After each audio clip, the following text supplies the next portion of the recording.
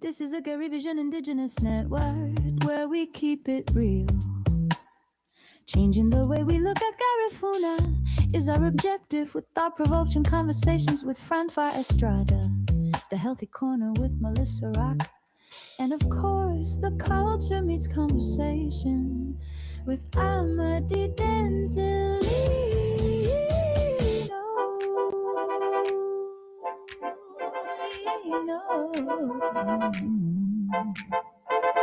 We keep it 100 all the time, Garifuna Suada.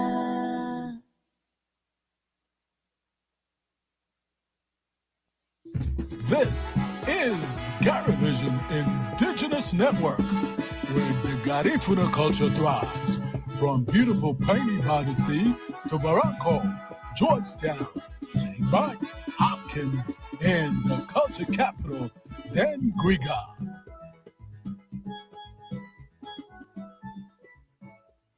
I am Denzel Amadilino, and you're watching Culture Meets Conversation on the GaryVision Indigenous Network.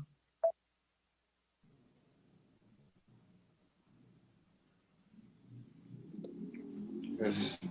Oh. Go ahead. Yes, good evening, and welcome to the GaryVision Indigenous Network, where culture meets conversation. I'm your host, Amadilino, and we'll introduce you to my host, Francois Estrada.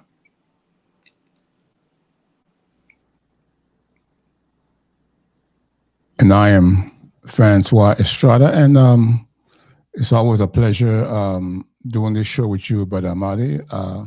To all our viewers, we really do appreciate you guys tuning in for Culture Meets Conversation. Today we have a very interesting conversation. Again, we want to say welcome to each and every one of you, and thanks for tuning in. Brother Amadi? Yes, Francois, thank you for that. Yes, and before we even get started, Francois, for our viewers who might be watching now, who are watching later on, we always want to remind our viewers to show their support by subscribing and liking, especially if you like the content and you get something from it, to subscribe to our channel and even send a comment. And what we have today here, we talked last week about how the European culture influences our women. And now, today, we want to talk about how European culture influence our men. And we have short videos that we want to share with our viewers from Naeem Akbar, and there are many authors and Black professionals who have done studies regarding Black man and Black woman relationship, because it has been a problem from, it goes over about almost 40 to 50 years. Right now we are having this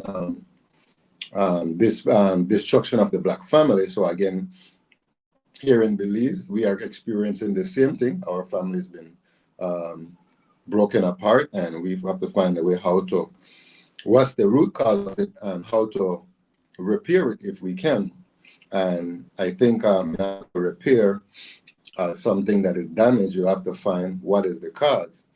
And based on our research, we feel like it has a lot to do with colonial influence. So we want to talk about that, and we're going to show how other, like Naeem Akbar, what he thinks culture of Black people. And if you have that ready from here with our viewers. No, before we go, I just want to ask you this question, Brother Amadi. Do you think that the Garifuna men in Dangriga or in Belize understand when we talk about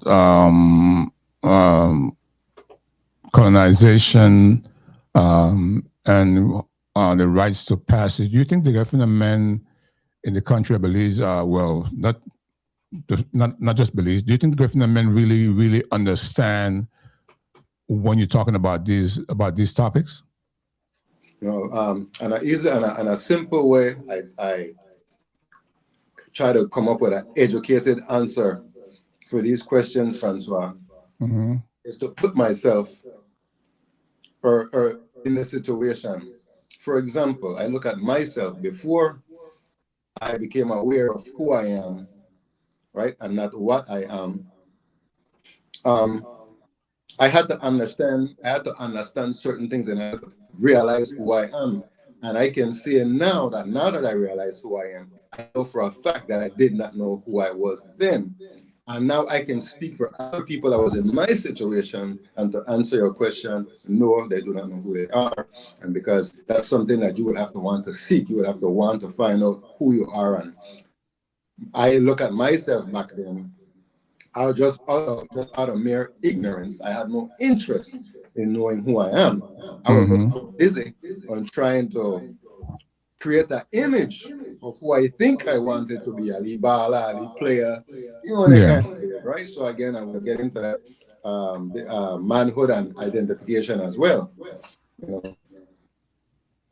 Yeah, well, and I've always said that I didn't know myself who I was. I didn't know about manhood. I didn't know about the rites of passage, because I was talking with my wife earlier today. I said, you know what? When I was growing up, the men who were in my family, they didn't understand. They didn't even know what it was to be to have a rites of passage. They didn't understand. So if they didn't understand, how would they teach me how to be a man if they didn't understand what it was to be a man? And then the men before them, right? The men before them didn't understand that neither. So how far back can we go to understand when it was lost and how it was lost? Because if the men who are older than me, one generation before me, they didn't understand that concept, how is it that we're going to teach our children today, the black men today, how to become men if it wasn't taught to us? Yeah, it is. But again, Francois, because what happened is, right, that the colonizer use a simple strategy: educate them from they are young, so they don't have to ask questions later when they are grown. Right. So what the colonizers did, let's say now you are an African, right? And you are the son of a king. Just like I would beat it out of you and tell you, no, you're not an African, you are not this king until you admit to me that your name now is Francois Estrada. That's all I want out of you. You're not an African. You're not the son of a king. You are who I tell you to be. I'm going to define you are Francois Estrada. You are a property of this colony. That's who you are. And that's how we got defined. And now we embrace that misidentity for us, who the colonizers did. You see what I'm saying? They told us who we are rather than we say who we are. So that's what I'm saying, how we are defined by another race rather than by ourselves. Yeah, if you watch the movie Roots, and when Kunta Kinte said, "No, my name is Kunta Kinte," and then the colonizer said, "No, your name is Toby." Right. Yeah. You know, and if you don't want to call yourself Toby, we're gonna beat Toby into you, right? And that's what happened to black people everywhere. Mm-hmm. Yeah, right. And it's a lot of things in that. And again, most of our behavior, Francois, it has a reflection in colonization. Even the aggression, the abusiveness, the white power structure forced that on black people. Even the whipping the kids, beating your woman, men fighting among each other. They created that environment and that hostility, and now it lingers with us until we become self-conscious and knowing that who we are not what you call crab in a barrel syndrome. Who we are not individualistic, where it's only mine. African people by nature, who you are, who as an African have hospitable personality. That is not an African American personality is individualistic. Garifuna personality today is individualistic, but who we are as African are hospitable, meaning that we are more communal, are more sharing. Those are our inherent traits as African people. The colonizers influenced us to be individualistic, to be hateful, to be they're the one that put all these things in our head. And that's why I'm saying we reflect based on what our colonizers put inside our head. That's why we are what we call we're racist against ourselves. Yeah. Well, we've always said right here in Gary Vision that we have a lot of work to do, because it's sad that the moment we speak the truth and try to enlighten the unenlightened, we become the problem. And instead of them joining us, they'll break us down because they don't want to hear what we're talking about. They don't want to hear the truth, but the truth shall make you free. You can't handle the truth. Yeah, that's true. And it's like all those truth saying from way back then, even from the biblical days, it means something. Truth always hurt, right? It's stranger than fiction. Right. So again, Francois, but what we're gonna do now until we can get into the video is that very important. We're gonna define today. We're gonna define what manhood is, right? What manhood is from an African perspective versus a European perspective, and then it's up to our viewers to make their own determination of what manhood is to them, and where do they fit in their manhood message, we should say. Okay, right? And who is this video by again, Brother Amadi? This is by Naeem Akbar. Right? I don't know if our viewers might know who he is, but today they can learn about him and they can research about him. I have some of his books that I have, it's like the Breaking the Chain of Psychological Slavery, Racial Personal, it's like that. He was a very, he worked like people. Yeah, it seems like only the conscious mind would read these types of books or listen to these type of presentations. But anyways, let's roll it. Mm-hmm.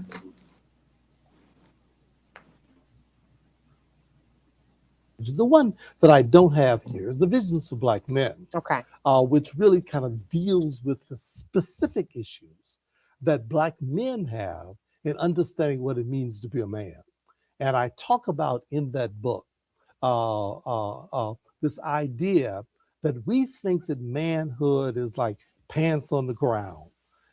How many rings you got on the finger, your fingers, being able to be a pimp and a hustler, and that somehow, or a woman means how many men you can make look at you rather than respect you. And so what I talk about in that book is that manhood and womanhood is different from maleness and femaleness. And I talk about the fact that in traditional African societies, the way that people were taught to become men, women, fathers, and mothers is that they were taught that by rites of passage, and they went through a process to understand that a male is what you start off as, a boy is what you become, and a man is what you must learn. A female is what you start off as. You become a girl, and you are taught how to be a woman. What's the difference? Those are people who somehow begin to develop an appreciation for what their higher skills and responsibilities are as being able to take their gender and use their gender in constructive and responsible kinds of ways. So the Visions for Black Men was sort of done in a very simple kind of way to say, look, your manhood is not who you can beat up, how many balls you can shoot into a hoop, or how fast you can run on a football Or field, how many women you can or how many chase after. women you can chase after. Or on the other part that's so bad these days, how many different babies you can have from different men. You know, I got to take my baby and push my baby to the mall. You know, that your new outfit somehow is going to make you a woman. I mean, all of those superficial, materialistic ideals that are fed to us through the media have to do with the fact that we are still trying to be males and females rather than men and women. And we can't leave that up for granted. We can't leave that up to the media. Brother Marty? Yeah, yeah. So Yeah. you hear it, Francois, and think about, if you Yeah. think about the culture that he's talking about when he talks about manhood, right? Yeah. Manhood is not just you grew up and you turn a certain age and you reach manhood, according to our culture, how we are here, right? That manhood is it's a process of becoming a manhood. And manhood also is not inherent. You do not become a man being an adult. Somebody have to teach you how to be a man. That's this point that he's making. You have to be taught how to be a man, and you have to be taught to be a woman. You can't have your daughter and say, okay, you're a grown woman. You're not a woman. You're just an adult female. And what I realized, so now that we're trying to educate viewers, it's because we had a bad idea of manhood is Naeem Akbar explained. And what woman, and again, like when I was a teenager, that's what I thought manhood was. Aggression, meaning white, male, you take advantage of the one that you want to demand that with that aggression, that machismo. And then you also want to know that, man, I could get as many girls as you want. That's part of man, right? Money. Yeah. And you want to keep a physical body outward manhood rather than principles and values. He also talks about womanhood. What he describes women behavior is how many men you can attract rather than just being attracted to only you. That's what womanhood is. And another thing, womanhood is today, Francois, a woman, about young women, so long as you have a nice clothes, take him to the mall. I'm a good man. He is saying that is not a good man to European. That's how people raise their children. Meaning that, because they have the money, right? They have the money to support that lifestyle. Black woman imitating the lifestyle of white woman, which she cannot keep up with. And also, this identity is as a person, right? Because again, remember, who you are has a lot to do with how you see yourself. But a lot of people don't realize who they are. That's why, and because if you know who you are, you would be in, for example, Francois, let's say I blindfold you, right? I'll give you a quick example. I blindfold you, right? And I say, look, I want you to, so I want to know what type of man you are. Just by how you dress, I'll say you are thug, cut guy, and so I'll describe this on what you dress, right? Now, imagine you come to me in a black Chinese robe, like Chinese outfit, with a black man, and you come to the club, look at you like, man, what kind of, that's hard for you to wear Chinese, right? Because you're wearing because it does not suit a man like yourself. It suits that Chinese. Right? So again, that's our women looks like now, dressing themselves. I'm talking about figuratively, dressing themselves up as European women, as African women. Our women don't, they're living, could take their life and put right into a white get a white trailer park and they fit right in. Because they live the same differences is that the white and the trailer park will be equally as poor as the poor. But they raise the same way. And again, how do they raise the children the same way from whether it was black or white, the family system is broken. Because there's one system behind everybody, and it's the we would, for lack of a better, we'll just call it colonized system. Once any country, for example, you can have China. If you want to destroy China, take the Western democratic process in China and it'll fall apart. Just take this. The system is no good. Destroy a country, take American system or European system and run it on the system. Bankruptcy, you'll get into a lot of, you'll get into tea. You're getting into crime. That's what this system is, and we don't realize them breed negativity. You follow me? Brother Mata, listen. So we have been talking about the destruction of the black family structure for a long time. Now you and I both know that there isn't anyone in any Garifuna community in Belize who teaches the boys the rites of passage, how to become a man, and there isn't any women who are teaching the girls how to become women. So I guess the Garifuna family structure is going to be just keep on going down the drain, because if we're talking about it but no one's doing anything about it. And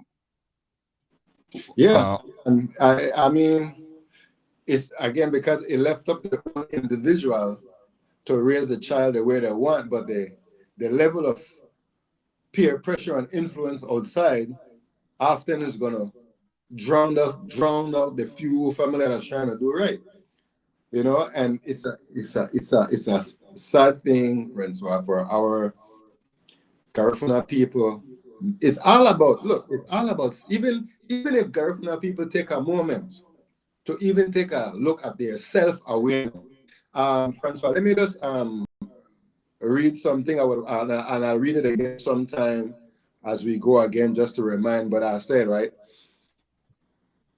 When I say who you are as a person, as yourself, right? It says that in a broad sense, self is the individual as the object of their own reflective consciousness.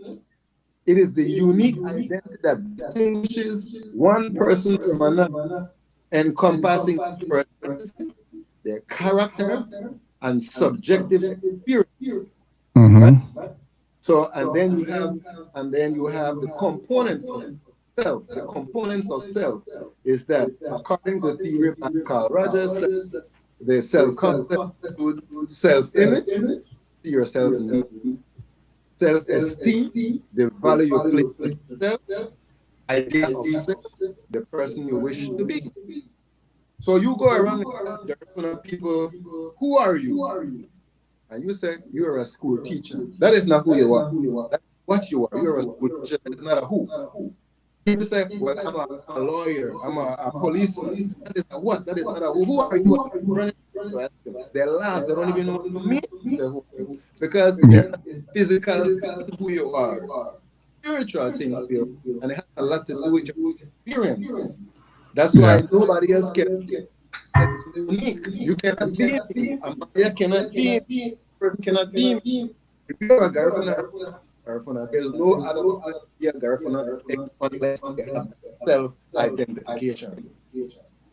But Amadi, you remember a time when you, myself, and brother Coleman went to Spanish Lookout, and then we went to a Mennonite community to buy seedlings and plants, and then the little boys were working behind the cash register. The little girls were behind the cash register, and the little children were working. And I thought to myself, man, see that now that's the rites of passage right there, right? And we as a people, we have lost all that, man, because we don't have it. Right. You know, I've always said that the rites of passage. We talk about Albo Amorino, but we're not living it. We have lost it. We're just talking about Albo Amorino, but we're not living it at all. No, absolutely not. Absolutely not. And unless we teach our young boys the rites of passage, and unless we teach the young girls the rites of passage to becoming girls to women and boys to men, then we're just talking. We're just Right. talking. Talking is not going to solve it right now. We need to do some action as well. So we've been talking for a very long time, Right. but no one seems to be listening to what we're talking about. Yeah. And the answer to this, Francois, to our own solution, right, is going to take, I think, it's going to take the men to wise up and fight. And when I say fight, I don't know what type of fight it might be, but I think that whatever the fight is, whatever is necessary, I think Gary Funament should organize and face whatever it is that is in there of defending and protecting themselves, their family, and the future and the future children. But Amadi, check this out. But how many Garifuna men you know right now in Dangriga who is ready to die to defend their family? Well, that's what I'm saying. I'll raise my hand. One, and I was about to, I wanted to mention to Yadira, she made a post right on Facebook about when the UDP had the little convention, right? Mm-hmm.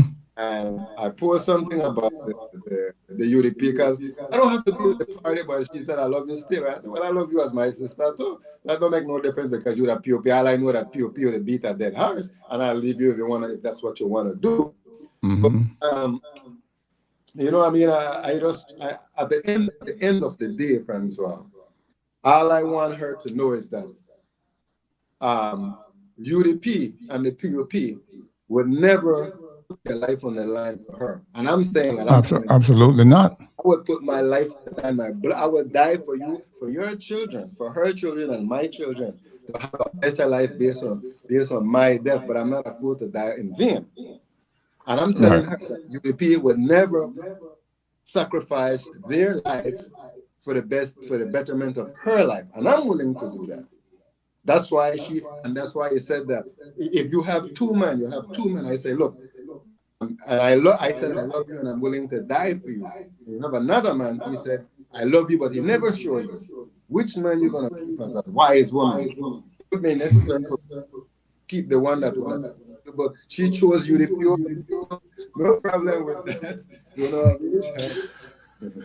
Yeah, but what Brother Nakbar was talking about is real, and it's still happening today.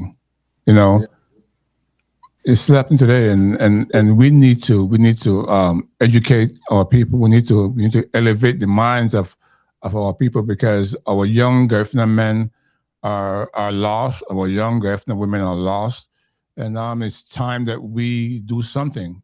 Right.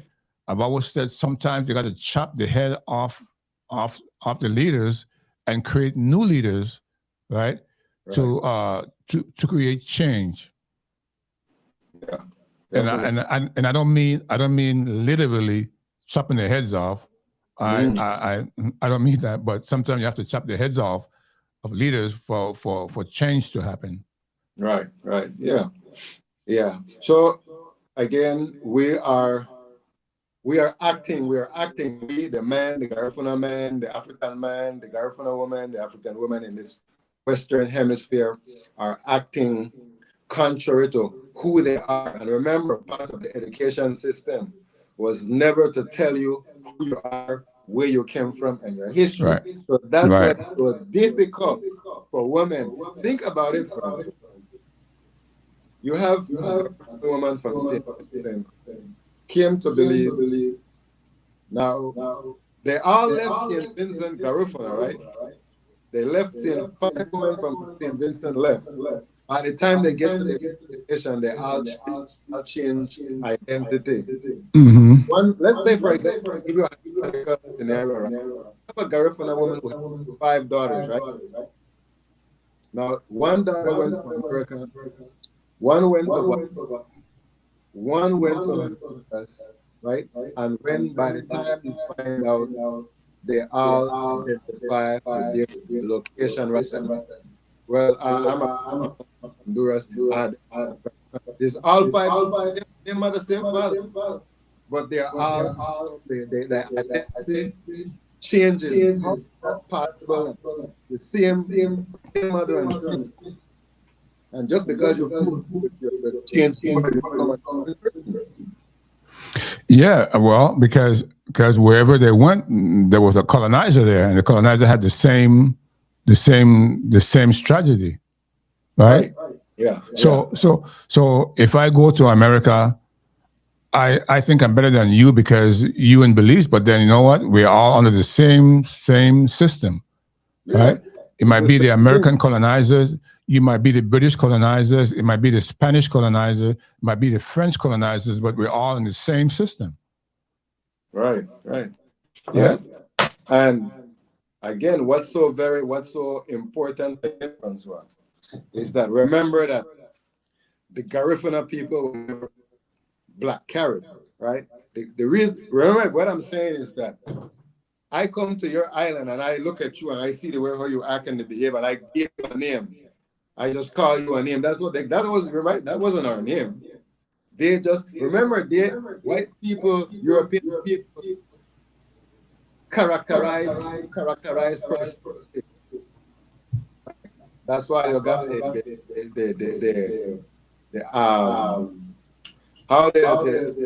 it's class, right? They classify races. Why you classify races? Because you are labeling features and personality on somebody. Just because you're tall, you look this way, you're a nigger, and that's nothing to do with who you are as a person. Mm-hmm.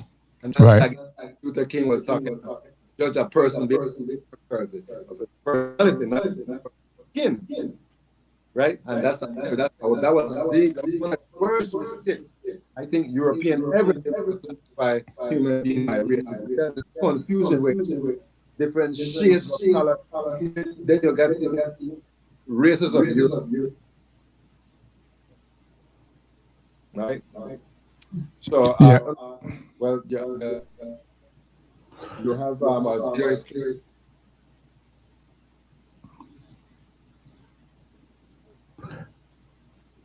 Can you hear me? I can hear you, but you a video showing. You are breaking up really bad on your end. I'm saying that you have Naeem Akbar on the screen. No, you might have to refresh your page. You might have to refresh your page so you can go away. But yeah, sometimes you have to refresh your page. But okay, gotcha. All right. Yeah. Okay, so where was I? Okay, I guess. But okay, so we were talking about how the colonizers and the influence, right? And we could go back to that. But yeah, so I'm just saying that one of the now think about how, remember now, right? We were influenced by the colonizers. We want to put the black people behind the black people are the European who are the color influence right now. Where did the Europe get their influence from? Yeah. Why do they act? Because they have a belief system as well. They have self-identity, self-image as well. So, but nobody time. You can people you say you could define people define black people, right? As loud, ghetto, thief, all these negative things that you would. How often have you heard anybody define a white person self-image? Right? Do you get regularly when they talk about white people in a negative way? We don't have it because it's something that designed to label things. If you instruction and trying to do a movement, it would label you something an extremist. You will call it a terrorist. They would definitely Define who you are rather than you defining who you are. And this is what I'm saying. Ultimately, Yeah. this is the mentality of America to make, to define whatever is right or wrong. They can have your way with you. Right? Just like they're doing Cuba. We're talking about Cuba.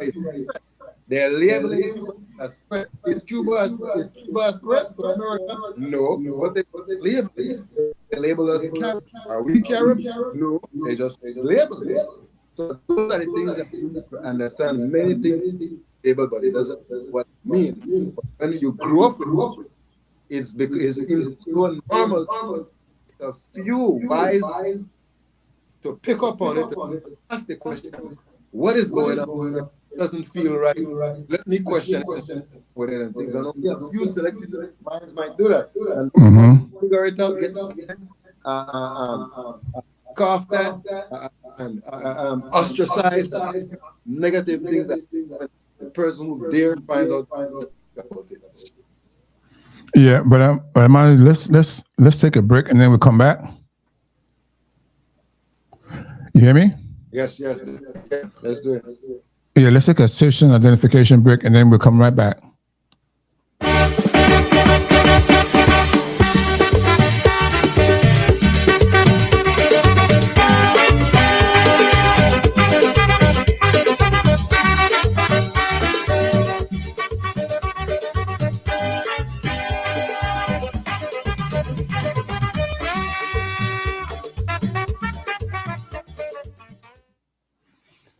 All right, you're watching Culture Meets Conversation with host Denzel Amadilino and myself, Francois Estrada. We really appreciate you guys tuning in with us for this topic. Right, Amadi? Yeah, Francois. So now let's look at, we even talk about our family structure as African people, and we also talk about the family structure from a European culture. And from a European culture, the family structure is designed as man, woman, children, a nuclear family. African family structure, man, woman, children, parents, grandparents, all in the one compound. It's communal, right? It's called, we're not even communal, we use the word shared. It's more shared African way of thing. And now, that's the family institution. Now, when it comes to manhood and boyhood, so we know there's many places I look at documentary in Africa. I don't know how all the different tribes in Africa, even before the woman, right, the girl is about to get married, I think that she learns house, she knows how to cook, she knows how to deal with her husband, then that is taught how to respect her husband. You know what? I could even share the documentary, but it so much if that not going. But they had to teach girl how not only woman, so how to become a wife, because you're going to get married and husband. So it's important that you learn what is necessary. You need this necessary, just like in education. Most of our women into relationship, into marriage and committed relationship with no prior experience, they are learning on the job. And this is one of the reasons why our family system falls apart, because we are dealing with reach maturity and wasn't taught, they're getting into adult real life relationship, but with immature men is bound to fail. So African way of masculinity, manhood, you have to train, to learn how to become. You have to learn how to be. Here in order to become a man, you don't really have to do anything physical. All you have to do is go to school, graduate from high school, go to college, get a job. You haven't done anything, but as so long as you have money and you're a man, you're a man. That's what a man can't hit a needle. Can't fix a pipe, can't fix a light switch. You call himself this, I would be for perspective and say you're hardly qualified to be a man? Well, but Amadi, I've asked this question many times. Do you think that the Garifuna men understand that the education system has done us wrong? Because the education system will not teach us, will not show us a rites to passage. The educational system will not teach you how to become from a boy to a man, right? The educational system will not teach you that. And I don't know if Garifuna men really understand that system has failed us. Right. Well, they don't understand, Francois, because I think this is one of the weakness with a lot of our men that I noticed, and why we are where we are too, because of, again, what happened is that, the culture is also to feminize, right? For lack of a better word, to make man become more feminine, more see, he can be a man, the man voice, have the man voice. His behavior, his mannerism have to be feminine. That's the culture. He cannot be aggressive. He cannot be, right? So the level of Garifuna, think about how successful, quote unquote, how successful or a man in position and belief. I would say they're not that type of a man when it comes, unless they put their money, then you'll see. But it's a trend. It's a trend through the education. So I said, went to school is to like a friend. Don't hit. Don't, what is it? There's so many other things you were raised according to European culture that hardly fit. That's what I'm saying. We're wearing the wrong culture that fits us, and when we wear the wrong culture, what I'm challenging anybody is that look at the result. When Black people, African Americans come together, and this is before 1965, when African American got the right to vote with the civil rights bill, right? Families were even those were the hardest of times, and family were their life was much better for women. They find all kind of issues why they can't maintain a relationship, maintain a family relationship when they were worse. Women should have more reason to leave their husband compared to where 50 years ago.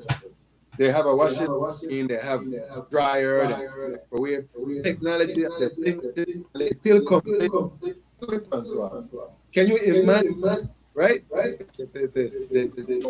woman to do laundry by hand, cook by fire, clean with a pipe is not the best. All these everything they had to do on the little money that they have, and the family still with 13 children. Today, these women have 2 children, and they can't even manage that much. Well, then let's not forget that the men are not there for them, right? So some of these women have children by themselves, and the men are not around. So they have to do what they have to do, Right. True, and it's true, but it's multifaceted, because again, one of my defense from men, and it's not many, I know that there's other counter, but my defense from men is that Black woman has become dangerous to men, because the moment he try to have a relationship with his kids, she get ignorant. Remember that you really can't communicate to ignorant Black woman. You can't win. You're going to beat a dead horse. She's going to go on and on. It vexed and turn into physical violence. So he have to avoid her. Attention, avoid his kid. So again, yes, and this is a men today. Men have a lot of fault, but the primary, the person who really hold a family together is the woman. So because she is the one that brings. Yeah, well, yeah. Of course. But Amadi, how many men do you know in Danguga right now who were raised by the father. Yeah, and that's now, yes, true, hardly. And now we will get to that again with the man, right? So again, if you have a little boy, right, raised by his mother, nobody, most of the time, mothers, all his life is the mother that protect him from his 5, 6, 7, 8. It's always been a woman who's protect him, right? Had it been a man could say, "Carry my son, talk to the man, explain to him, like, they need to be a man." Growing up with women, that's why you think a lot of men act like the B word, because they behavior, the whole thing's in woman. Man, You know what? pick up women behavior. Yeah, and let me talk about my experience, right? Because I did my best to try to raise my children, my son, to be a man. And the first thing his mom would say, "Oh, you cannot talk to my son like that. You cannot talk to my child like that." I said, "You know what? Let me let this boy be let me teach him how to become from a boy to a man." "Oh, you want to talk to my son?" You know what? And I'm talking to you from experience, right? Yeah. So a lot of women will not tolerate the father to talk to his son in a certain way, in a masculine way. You got to talk to him like a little girl, Right. right? So I'll put it the question this way. Think about it this way. Look at who fault would it be, right? That I would say to any woman, if you want a good man, if he's a decent man, he have a head on his shoulder, which man is going to tolerate to tell him not to correct your child in correction, even if he or she is not my child? Women have to know it's not going to go for that. So the moment, and then again, they will be to justify it over and over, and in their mind, they think they are right. And this is not part of the selfish behavior of women. A woman will sacrifice her children. That's the point. You know what? And that's what they sacrifice their children just for their own opinion about, because men don't want to their way, and the children suffer. I once asked a woman, I said, so I cannot talk to your son like a man, but you would allow the police to beat his ass out in the streets and put it in handcuffs and shoot him, right? And I'm trying to prevent this from happening, but you won't allow me to show this boy the rights to passage, but you prefer the system take care of him, let the system beat him up and abuse him, but you won't let me be the man. Right. And you see, this happens a lot. Right. And you know how I look at the mind of these women who think like that, Francois? For me personally, the moment I date a woman, or I'm getting to know a woman and she got kids, and we get to that conversation about how we're gonna raise the kids, and I say, well, I want to make sure if your son or your daughter get out of hand or whatever, I want to be able to correct that person. She's gonna say, no, leave it to me. Leave it to me, I'm gone. Because you know what, she's not realizing that many women don't realize when they live with men, because they are so disrespectful to men. Women are so disrespectful to men. They don't realize that.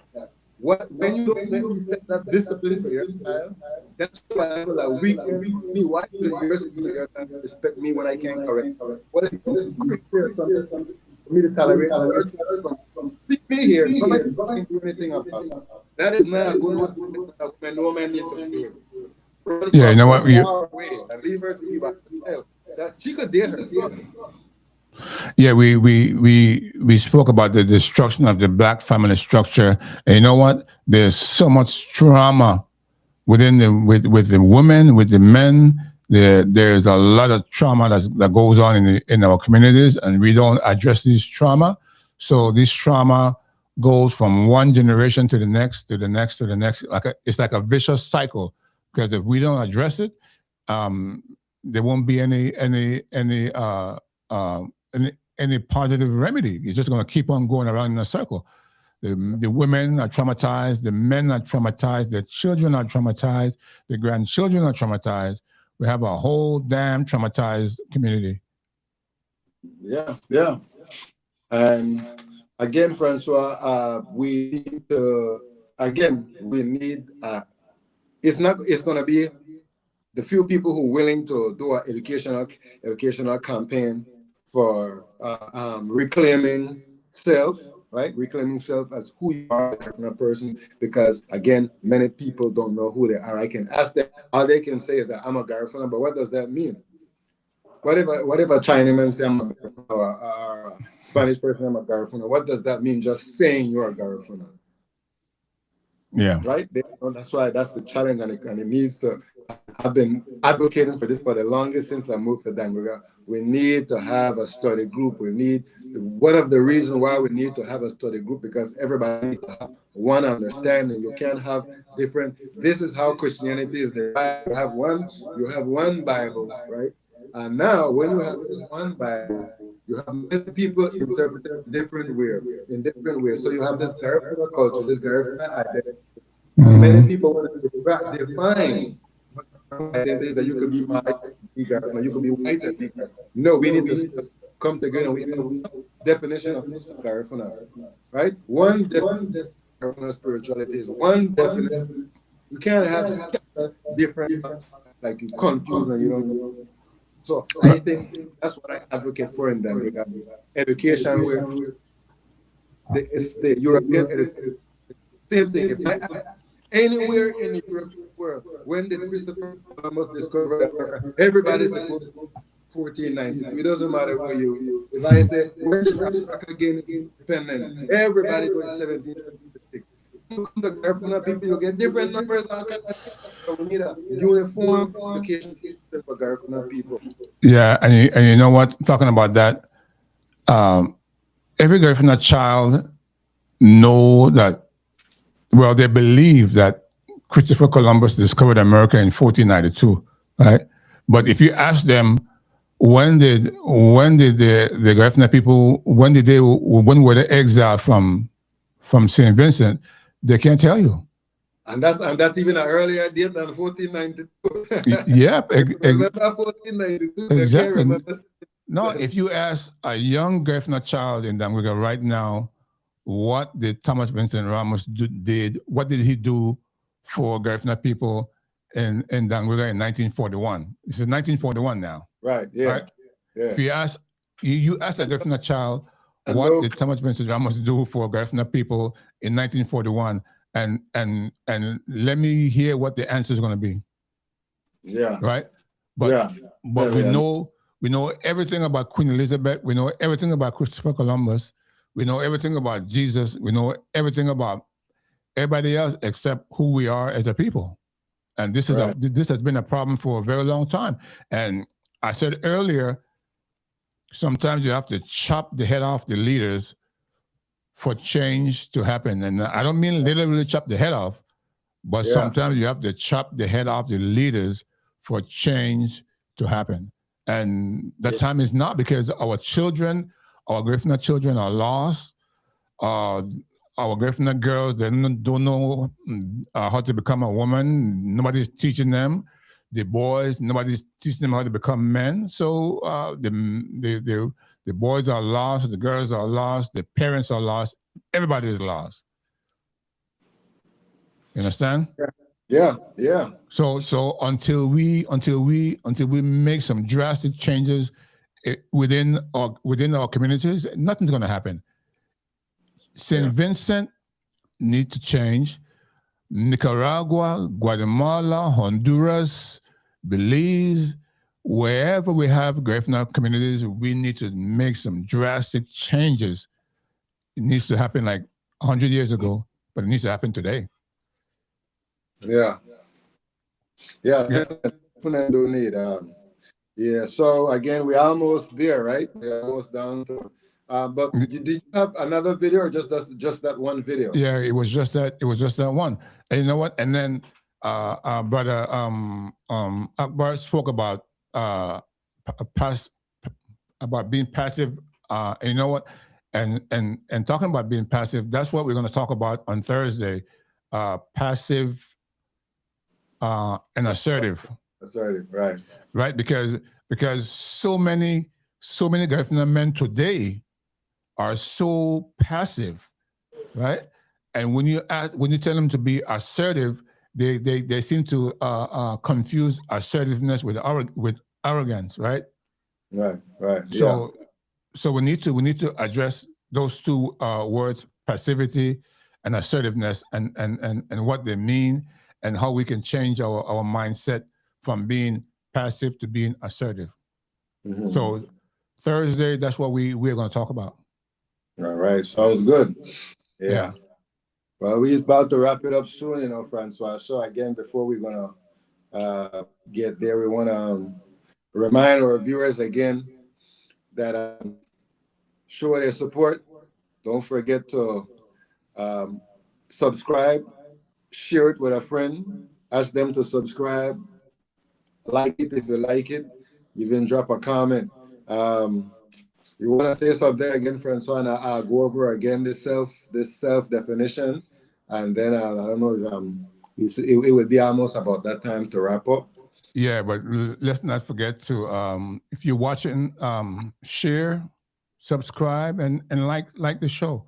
And then I think I'm going to be sharing a link to a radio station in St. Vincent that I think I'm going to be on the radio station this Saturday talking about my new album.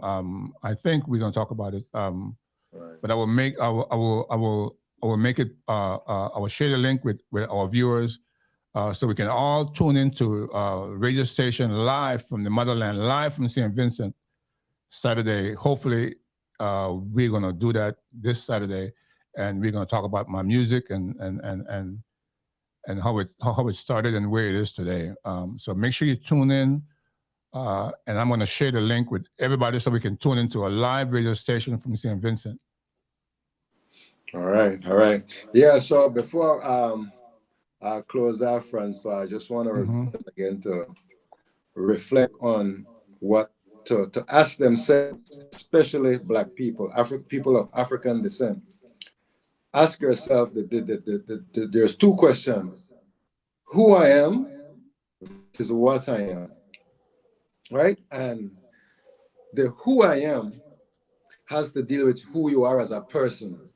What you are have to do with more of the things that you do, right? So again, broad sense, self is the individual, object of their own reflective consciousness. What I think, all these things through me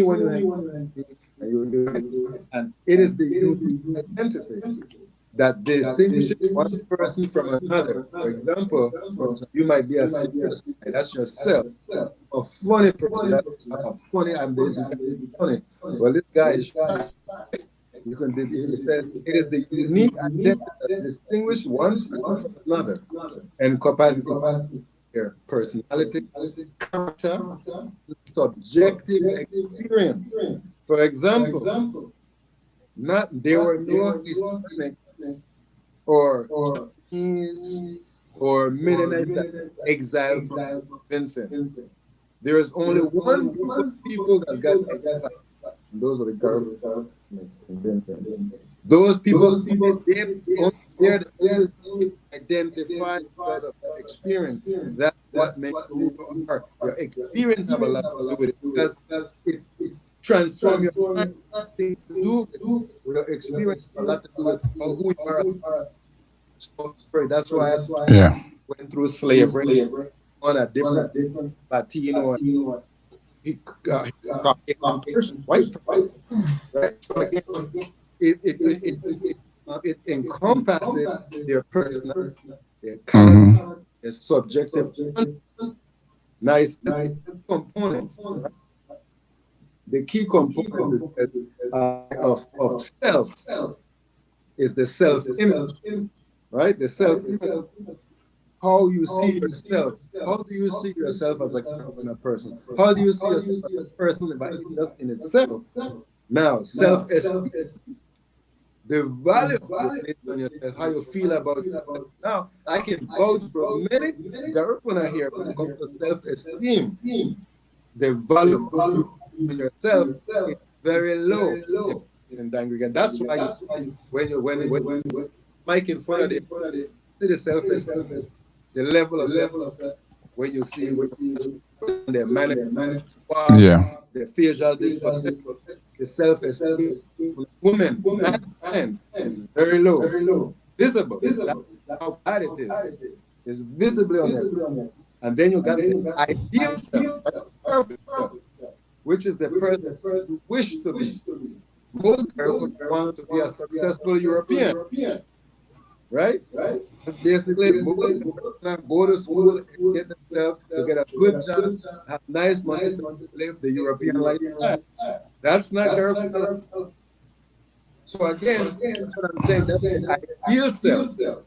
So again, that's what I'm saying. Garifuna people to be something that they will never, right? You will never be a European. They will never accept you. Like they are coming to America and say, can't you get it in your greasy head?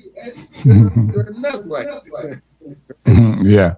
So they could try out speak perfect English, perm your hair, whatever you will never accept. Yeah, you will always be a second class European. So why not just be a first class Garifuna? Exactly, stay in AC. You will never. Right? Yeah. For me, I prefer to remain a first class Garifuna than a second class American. That's right. Or a first class Garifuna than a second class British. Absolutely. But listen, I will say this to every person in Garifuna person: it's time to stop selling your vote for $100 or $50. Selling your vote has caused our destruction. So I'm gonna end the show by saying that it's time to stop selling your votes, man, because selling your votes has caused our demise, has caused our destruction. That's all I'm gonna say. So, but Amadi, you wanna close it off? Yeah, because with that saying that stop selling your vote, I try to make it brief. They can see it that way. Selling, if I can say selling, if I can selling your vote, along with your soul, when you say you sell your soul, is that your vote is your voice. Your voice is your thoughts, things that you want is connect to your soul. And when you sell it for $50, you're actually selling your soul. So stop it. I do agree, Francois, that Garifuna people really need to start think and consider what they want today for themselves and what they want tomorrow, and really try to get to know yourself, get to know who you are as a person and not what you are. And that would be my statement in closing. And until next time, much love and respect. I appreciate your like I said, you could have been anywhere in the world, but you're here with Garavision Indigenous Network, and for that, we want to thank you. Absolutely. So until Thursday, we will say ayo. Ayo.